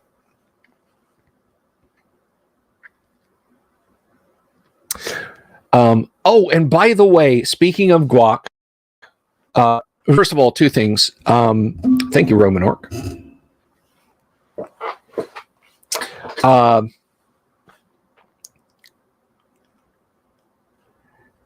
This April, we are going to have the second guac. What is the guac, you might ask? Great Underground Online Gaming Convention. Now, you got to be a member of the Discord. That's just how it is. Or on Discord, and find our Discord so you don't cause discord. But what it is it's a virtual convention. I said I will have the guac if I get 1,000 subs. If I ever get 1,000 subs on this channel, I will have the Great Underground Online Gaming Convention. And it happened. And a few weeks later, I had the first one. Dungeon Minister, is my pint glass sitting out here? Dungeon Minister made some amazing merch. I'm sure you guys can't see that. I'll lean in and maybe you guys will be able to see that. No, I'm blocking the light with my hat. Got these on Teespring. You can get these printed up. But it is the Great Underground Online Gaming Convention 2022. Awesome pint glasses. Oh, you can actually kind of see that. Bowl of guac. So there is there's the thing that's going to happen in April. Will be Guac 2. We will be organized online. I will have online sign up Discord that I will have set up, and you can run virtual games. We will have a virtual artist alley with at least Tracy Lesh. At least Tracy Lesh will be here for the virtual artist alley. Who is Tracy Lesh, you ask, Bill? And I say, are you not paying attention? What the hell is wrong with you? No. Who is Tracy Lesh? Let me see if I can. Now, I'm not about to show you Tracy Lesh, but I want to show you something here because this man deserves so much recognition. Hands up. How many people like Stranger Things? Let me see. 1, 2, 3, 5, 6. Kyle, is your hand up? Is your hand down? I know you didn't like season 3. Which is it? Anyway, Stranger Things. Who's the bad guy in Stranger Things season 2? The Mind Flayer. Or no, wait. Season 2, he's the Mind... No. Anyway, the bad guy is the Mind Flayer. Lots of people got hyped to the Mind Flayer. Cheesecake is delicious. I love cheesecake. I love to make cheesecake. I make great cheesecake, by the way. I'm a good writer. I'm an YouTuber. I'm a pretty good dad and husband. I make great cheesecake. Well, Raven, you should definitely catch it. It's worth watching.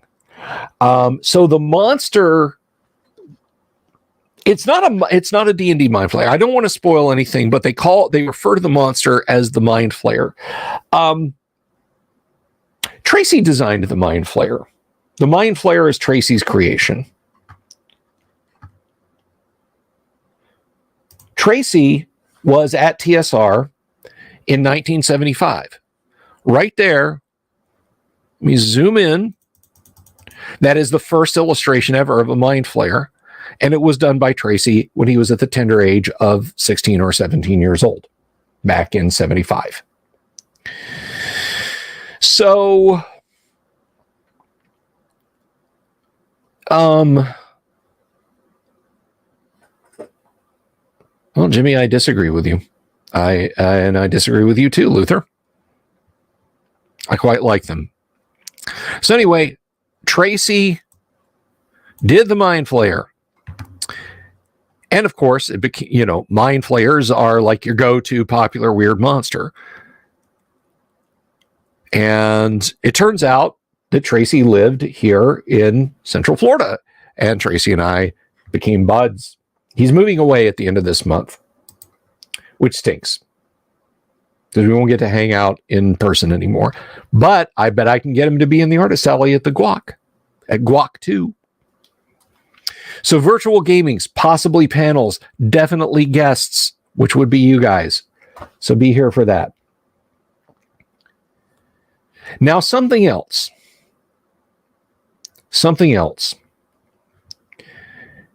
I once made, I shouldn't say I promised. I made a challenge. I think it's only fair to call it a promise. Stop sharing, Bill. That if my channel ever hit 10,000 subscriptions, I would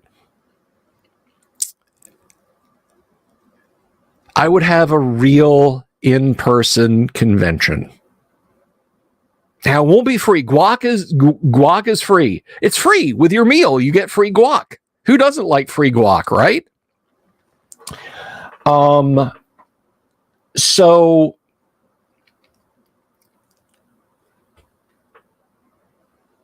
I figured I would sit around on, 1,500 subs. I did the math. Okay. I looked at my YouTube metrics and I did the math, and I said, it'll be 12 years before I get 10,000 subs, assuming it keeps going at this rate and it doesn't slack off.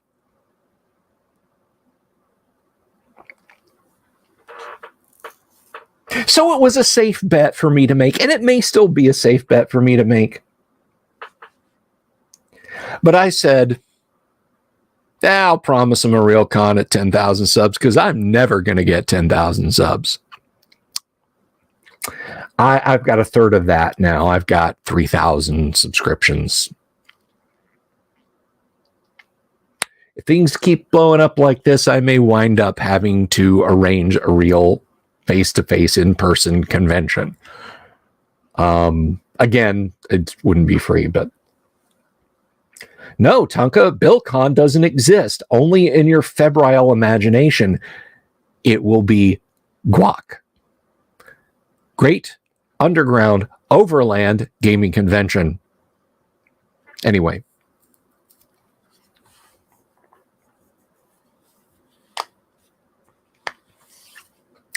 Did I think I would get to 3,000? No, I did not think I would get 3,000.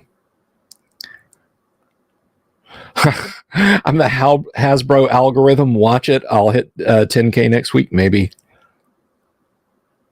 Square cut is nice. Xena did it well. I've been jonesing for a regional con that wasn't Dragon Con.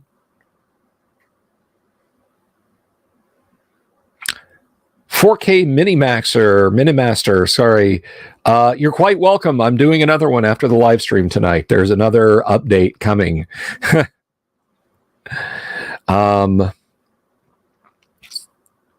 You should hit 1K by 2030. Collecting Chaos. What is your YouTube channel? Is it Collecting Chaos? You're down with moving to Florida right now? Looks wistfully out the window over 4 feet drifts of snow. Yeah. But then when you see 4-foot storm surges, you start to think that maybe shoveling snow wasn't so bad.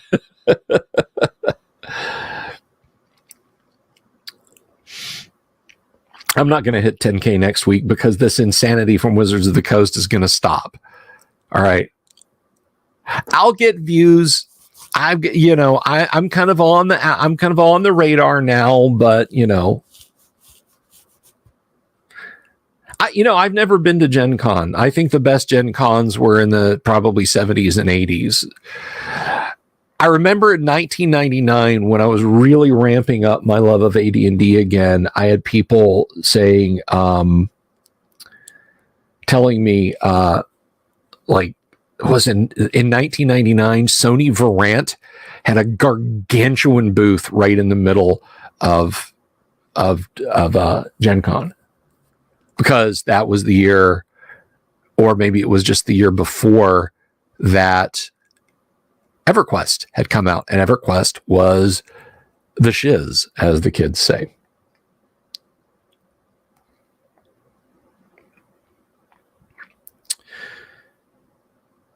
But and at that point I was like, why would I go to that? That's a computer game. Why would I go to that?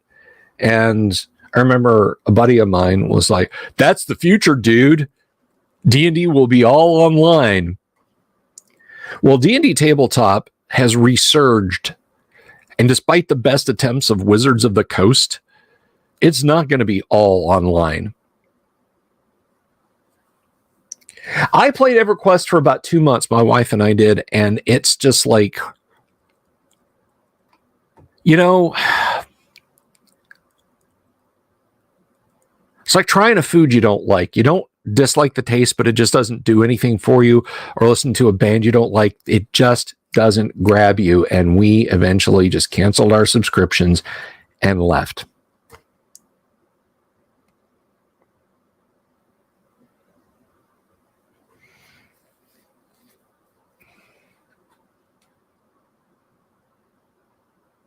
Yeah, video games are fun, but it isn't the same as a tabletop RPG.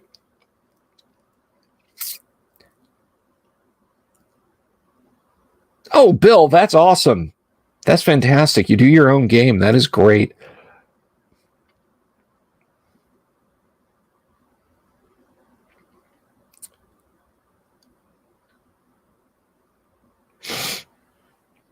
But anyway, I'm probably going to get out of here in just a little bit, guys, but the floor is open. Do any of you guys, no, Tonka, don't ask me if we have a Discord, but do any of you guys, new folk that are out there, I know there's some of you out there who haven't said a thing. Patty, take care. Thank you for stopping in. For you new folk, do you have any questions for me? Is there anything you would like to know about me if you're new here? Tell you about Space Hulk. Okay, that's a fair question. My buddy Rob, hi Rob. I don't know if he's out there right now, but my buddy Rob ran his own comic and game store when I first met him in 1989. I had never heard of Warhammer 40K. It was just kind of coming into being at that point.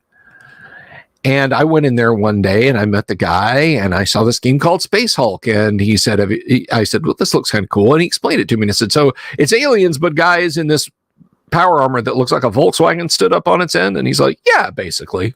So we played a few rounds and I lost most of them, but I liked it. I liked it a lot. And like an idiot, I didn't buy a set when it was like $29. But I always loved it. And I'd tell my wife how much fun it was. And in 1996, when the second edition of Space Hulk dropped, she bought it for me for Christmas. And a few years ago, I finally finished painting all the miniatures for it. Thank you. I did them in Deathwing colors. They are over here somewhere. Right there at the end of my index finger, you can just see them, the little line of white guys. Guys in white armor, don't at me. So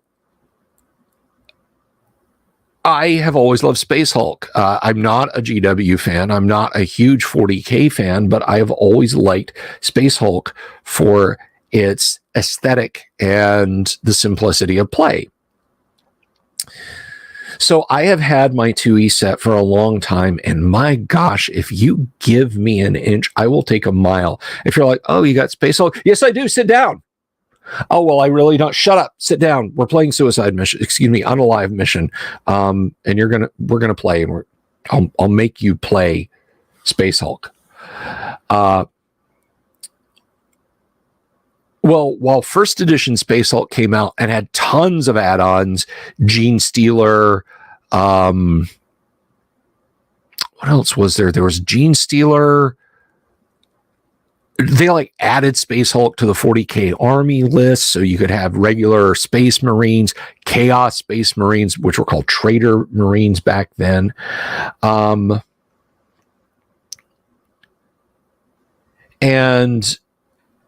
they would essentially let you have 40K games inside of Space Hulk, but still with Gene Stealers and just so on and etc. And they released all this cool stuff.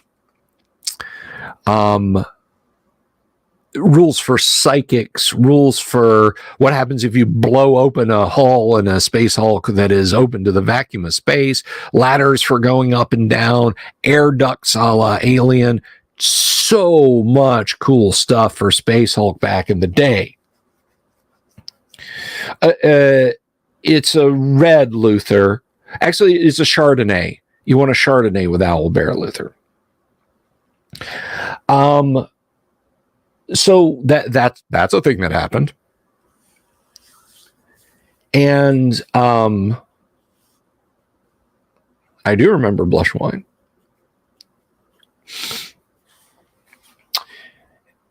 And anyway, Space Hulk 2E came out. They released 2 extra scenarios and 1 extra type of Space Hulk Mini.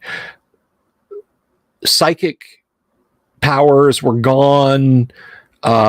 Incorporating 40K was gone, but it was still at its core a good, fun game. It's not like you couldn't add the stuff from Gene Stealer and the other expansion add-ons to it with a little bit of massaging. And that was 1996.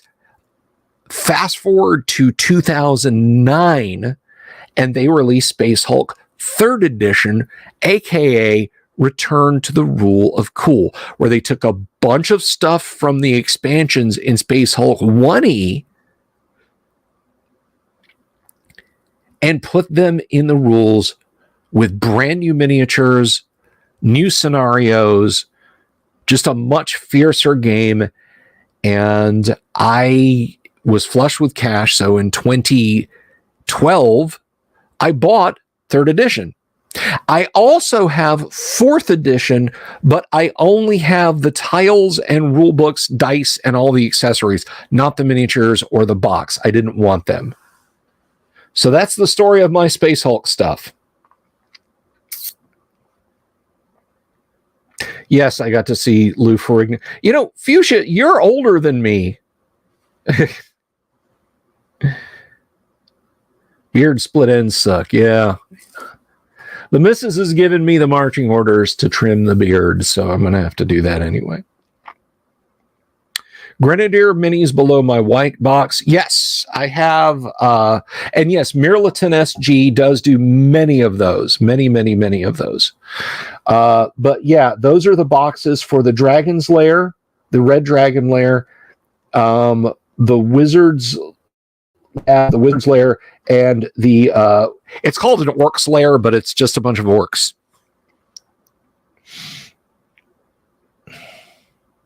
Me too, Bob. I wish I'd bought it back then.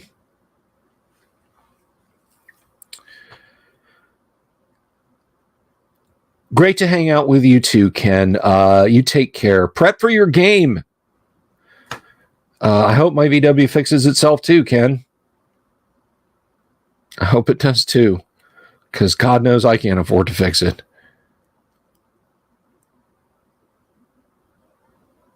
I'm deliberately ignoring you? What are you asking me? Left side, the red. Oh, yeah. Okay, so this is an art book containing a large portion of the art of Japanese airbrush artist Hajime Soriyama. I cannot show that. That is as much as you guys get to see. There are very naughty pictures in here that YouTube's algorithm will not like. It just looks like a chrome outline of a woman like you'd see on a mud flap when it's back here. And I usually partially block it anyway. I can never show that book on the stream ever, or on just a pre-recorded video.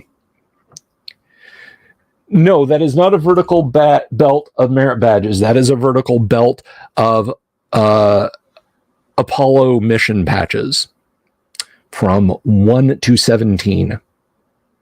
Obviously, just the manned missions.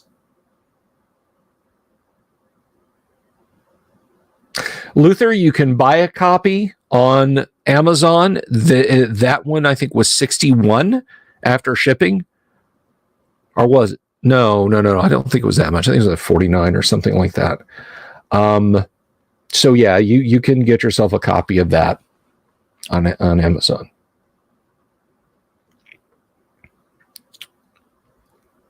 Link to order the Soriyama book. I think I can do that.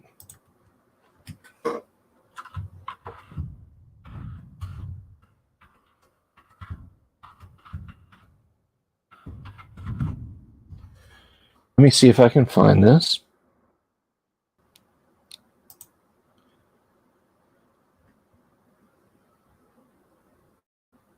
Yeah, it is. It's just go on Amazon and do Complete Masterworks. Just look for Complete Masterworks by Hajime Soriyama. And don't blame me if your mom finds it and takes it away from you. Yes, Soriyama did the gynoids, the sexy robots. Connect wants to know about my work at NASA. Yes, I worked for NASA for a very brief period in 2002 in the fall. I'm sorry, was it 2002 or was it?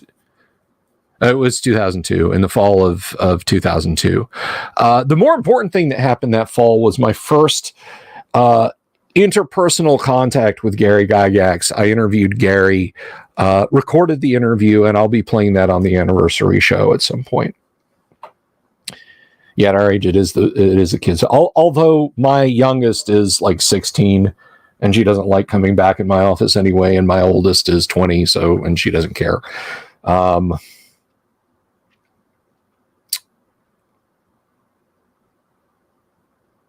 Do I do promos where I sell minis?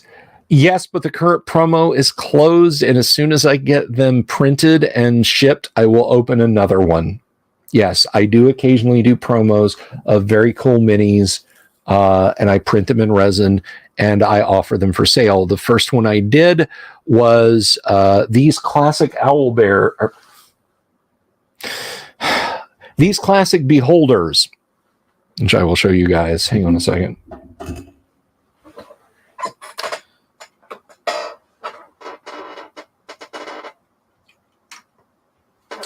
This is like a classic Tom Wham style beholder that there is actually an STL of. So if you have a classic AD&D Monster Manual, I printed up a limited run of those, and they look just like the illustration in the Monster Manual. And this time around, it was owl bears. It was a Chinosaur owl bear, the owl bear that is in Supplement 1 Greyhawk, and the owl bear that is in the Monster Manual, and those are producing. And typically what I do is I announce. Oh, and also I'm doing Warduke. I have some alternate pose Warduke and Warduke himself that I'm offering.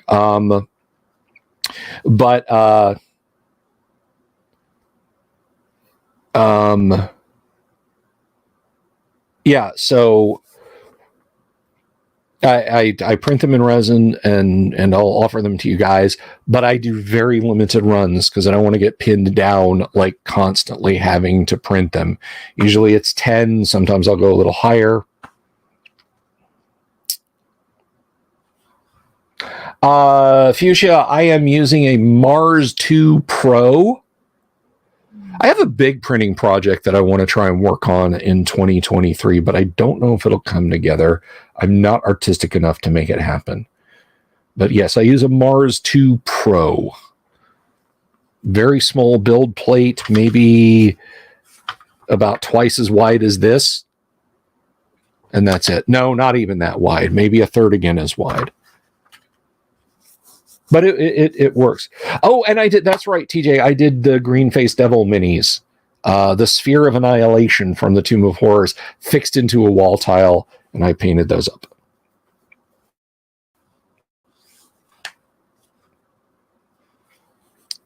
So if you want the next print run of minis, you gotta jump in. You gotta jump in and say, hey, I want. You gotta be there to get mini prints.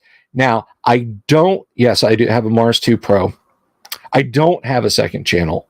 People have been telling me there are people who 3D print and have much better channels than I could put together. I just want to focus on this. What will Watsy think of that? Don't know. Oh, you want to see 4077? I don't know how this will show up on camera, but Kanek and I designed her character in Hero Forge, and I just paid for the STL and printed it for her.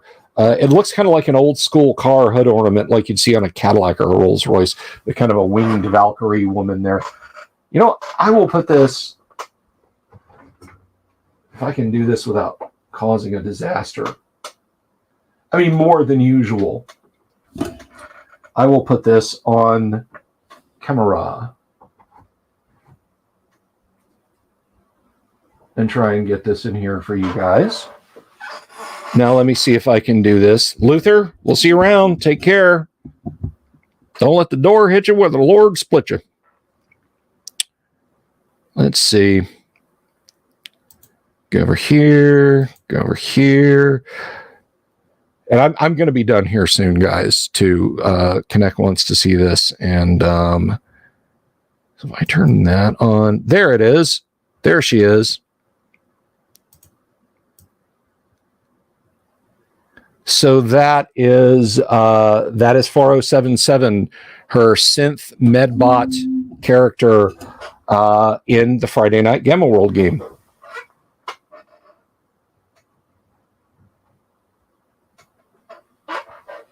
Trying to get better focus.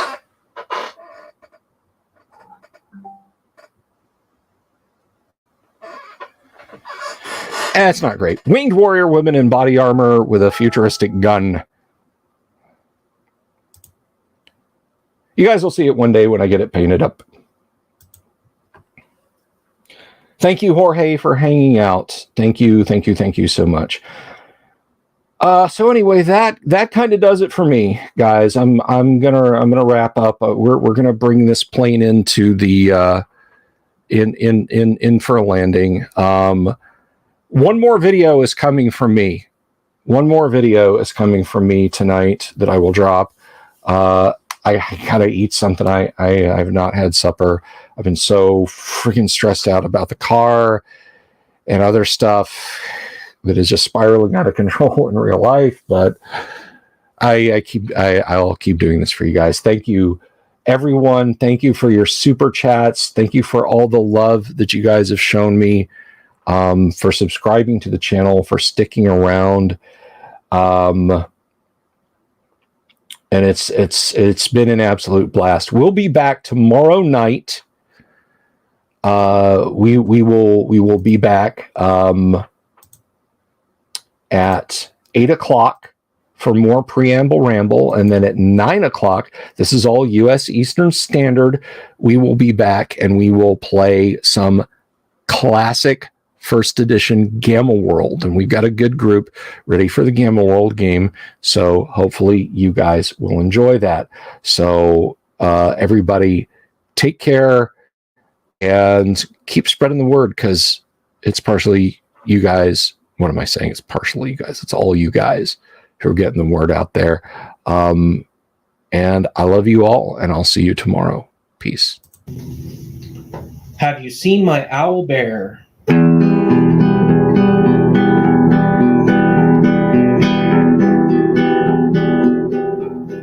Here's to all the weirdos everywhere, in the woods and in the air. Have you seen my owl bear? Should I shave off all my hair? Bobs are all around. Some live in tunnels underground. Some are fat, some are rich, some are sleeping in a ditch.